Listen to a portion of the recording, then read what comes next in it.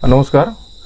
আজি আমি বড়োলেণ্ড জনজাতি সুৰক্ষা মঞ্চৰ পৰা এটা প্ৰেছ মিট লৈছোঁ। প্ৰেছ মিট লোৱাৰ অৰ্থ হ'ল আমি যোৱা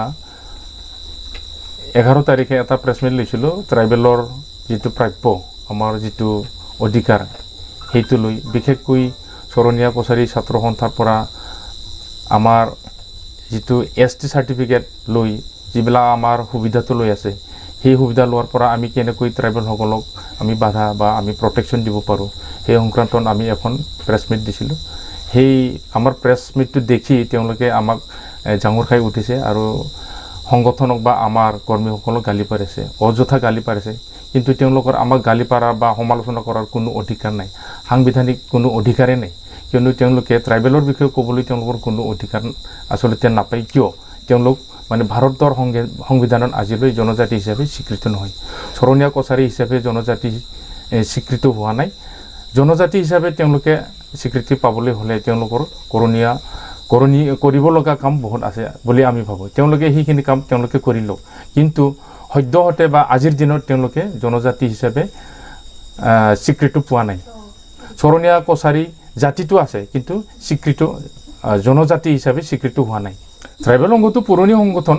তেওঁলোকে এতিয়া শৰণীয়াবিলাকক কেনেকৈ মানে কনচিডাৰ কৰিছে ট্ৰাইবেল হিচাপে, সেইটো তেওঁলোকৰ কথা। কিন্তু ট্ৰাইবেলবিলাক চৰণীয়াবিলাক আজিলৈ কোনো ট্ৰাইবেল লিষ্টত অন্তৰ্ভুক্ত হোৱা নাই। চিচিটোৱা বুলি কোনো এটা মানে যে সংগঠন, সেইটো আমি মানে নকওঁ। বা চিচিটোৱা মানে সংগঠনত শৰণীয়াবিলাকক যেনেকৈ অন্তৰ্ভুক্ত কৰা হৈছে, আচলতে তেওঁলোকে অন্তৰ্ভুক্ত কৰিব নালাগিছিল, তেওঁলোকে নাপায়, কাৰণ তেওঁলোকে স্বীকৃত নহয়। চিচিটোৱা হ'ল ট্ৰাইবেলৰ সংগঠন, গতিকে ট্ৰাইবেলৰ সংগঠনত তেওঁলোকে তাতে বহি বা আগভাগ লোৱাৰ কোনো যুক্তি নাই।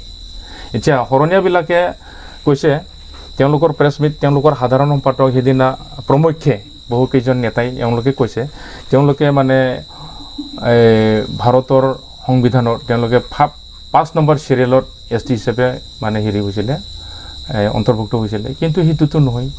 লোকৰ কমিটি যেতিয়া ভাৰতৰ পৰা মানে অসমলৈ আহিছিল, লোকৰ কমিটিয়ে 1956 এমেণ্ডমেণ্ট কৰি তেতিয়া কি কৰিলে, কছাৰী এটা স্পেচিফিক মানে জেনেৰিক টাৰ্ম কছাৰীটো।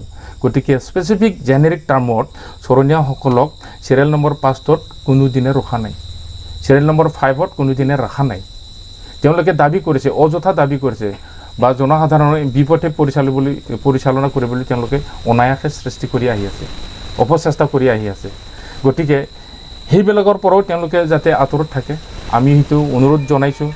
আৰু স্পেচিফিক হিচাপে আমাৰ যিটো স্বীকৃত জনগোষ্ঠী, তেওঁবিলাকৰ কছাৰী টাৰ্মৰ পৰা, শব্দৰ পৰা যিটো বড়ো কছাৰী, কছাৰী সোণোৱাল, কছাৰী বৰ্মন, কছাৰী ঠেঙাল, তেনেকুৱাহে থাকে। কছাৰী আৰু মানে এনেকুৱা মানে এটা স্পেচিফিক জেনেৰিক টাৰ্মৰহে থাকে। কেনেকৈ তেওঁলোকে সংমিশ্ৰণ জাতি, তেওঁলোকৰ বড়ো, ৰাভা, লালুং, কোচ এইবিলাকৰ পৰাই তেওঁলোকে সৃষ্টি হৈছে। গতিকে এওঁলোকৰ গুৰুটো কি? এতিয়া গুৰুটো কৈ লওক। তেওঁলোকে গুৰুটো যদি বিচাৰি পায় আমাক কওক, গুৰুটো এওঁলোকৰ ক'ত আছে? তেওঁলোকে গুৰুটো কিয় আজিলৈ কৈ ল'বলৈ টান পায় বা স্বীকাৰ নকৰে? আচলতে তেনেকুৱা যদি এনচাইক্ল'পিডিয়া বা যিটো অৰিজিন কিবাটো চাব যায়, তেওঁলোকে বড়োৰ পৰা গৈছে, ৰাভাৰ পৰা গৈছে, আৰু লালুঙৰ পৰা গৈছে, কোচৰ পৰাও গৈছে, তেনেকুৱাই। গতিকে তেওঁলোকৰ যিটো সংমিশ্ৰণ জাতি, তাতে কছাৰী বুলিও শব্দ বা কছাৰী বুলি নিজকে স্বীকৃতি লোৱাৰ কোনো অধিকাৰেই নাই। শৰণীয়া টাইটেল লোৱাত আমাৰ আপত্তি নাই, তেওঁলোকে লওক। কিন্তু কছাৰী কেনেকৈ ল'ব? বড়ো কছাৰী কেনেকৈ ল'ব? হ'বই নোৱাৰে। সংমিশ্ৰণৰ কেনেকৈ হ'ব? এটা ছেপাৰেট জাতিৰ পৰা যদি গৈছিল তেতিয়া ক'ব লগা নাছিল, তেওঁলোকে পালে। গতিকে গোটেই এটা মিক্সাৰ জাতি, মিক্সাৰ কমিউনিটি, তাত মানে তেওঁলোকে কি কৰিব নোৱাৰে, নিজকে সম্পূৰ্ণভাৱে ৰাভা বুলিও ক'ব নোৱাৰে, সম্পূৰ্ণ লালুং বুলিও ক'ব নোৱাৰে, সম্পূৰ্ণ কোচ বুলিও ক'ব নোৱাৰে, সম্পূৰ্ণ কছাৰী, বড়ো কছাৰী বুলিও ক'ব নোৱাৰে। তেওঁলোকে আচলতে ব্লেকমেইলিং কৰিছে। ট্ৰাইবেল সংঘক গৈছে, কেতিয়াবা SDC গৈছে, আপত্তি কৰিছে। আমাৰ মানুহবিলাক, প্ৰকৃত লিডাৰবিলাক বা আমাৰ নেতাবিলাক বুজি পোৱা নাই তেওঁলোকক কিয় এইটো প্ৰদান কৰিছে। আচলতে চালি জাৰি চোৱা নাই, এনকুৱাৰী কৰা নাই, ষ্টাডি কৰা নাই।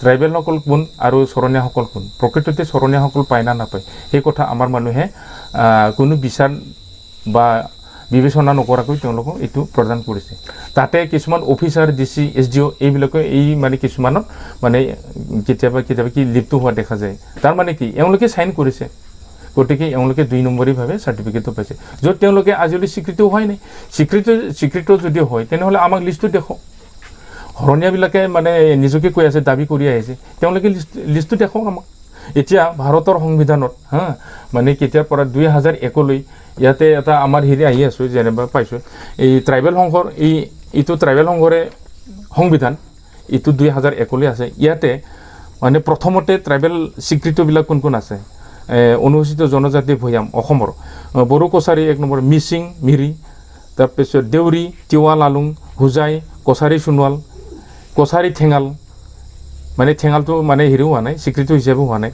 তাৰপিছত মেছ ৰাভা কাছাৰৰ বৰ্মন এইখিনিহে 7টাহে জনজাতি হৈছে গতিকে এওঁলোকে দাবী কৰি আহি আছে মিছাকে ভুৱা হিচাপে দাবী কৰি আহি আছে তেওঁলোকৰ লিষ্টটো তেওঁলোকে মানে দেখুৱাব পাৰিব লাগিব তো হৰণীয়াসকলক আমি তেওঁলোকৰ বিৰুদ্ধে আমি নাযাওঁ তেওঁলোকে নিজকে ST হিচাপে শিডিউল কৰি লওক স্বীকৃতিপ্ৰাপ্ত কৰি লওক আৰু তেওঁলোকে আমাৰ অধিকাৰ প্ৰকৃত ট্ৰাইবেলৰ অধিকাৰ যাতে চানকাৰী লৈ নাযায় তেওঁলোকে অফিচিয়েল হিচাপে যি কৰিব লগা তেওঁলোকে কৰি লওক আমাৰ তাত ক'ব লগা একো নাই হৰণীয়াসকলৰ উন্নতি আমিও বিচাৰোঁ তেওঁলোকে আমাতকৈ বহুগুণে উন্নত হৈছে হৰণ লৈ যেতিয়াৰ পৰা হৰণ লৈ আহিছে তেওঁলোকে উন্নত হৈছে তথাপিও আমি ক'ব লগা বা আমাৰ ক'ব লগা একো নাই তেওঁলোকে নিজকে হৰণীয়া বুলি কৈ লৈছে হৰণীয়া জাতি বুলি কৈ লৈছে হৰণীয়া উপাধি বুলি কৈ লৈছে কিন্তু আজিৰ দিনত তেওঁলোকে নিজকে নিজৰ পৰিচয়টো ঠিক কৰি লওক ইটো এটা কালি মানে কি এই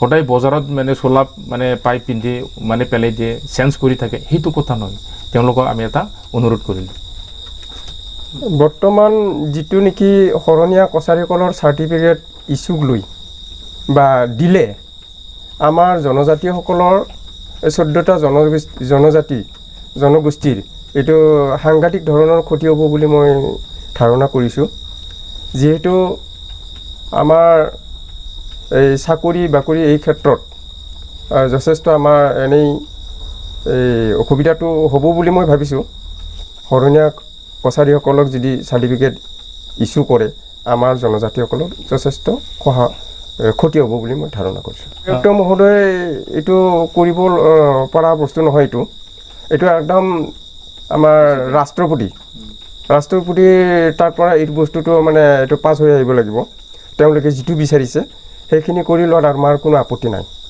এই ক্ষেত্ৰত হৰণীয়াসকলে যদি প্ৰকৃততে আমাক গালি গাপনি পাৰি বা অন্য ভাও দি বা তেওঁলোকে সেইটো আদায় কৰিব বিচাৰে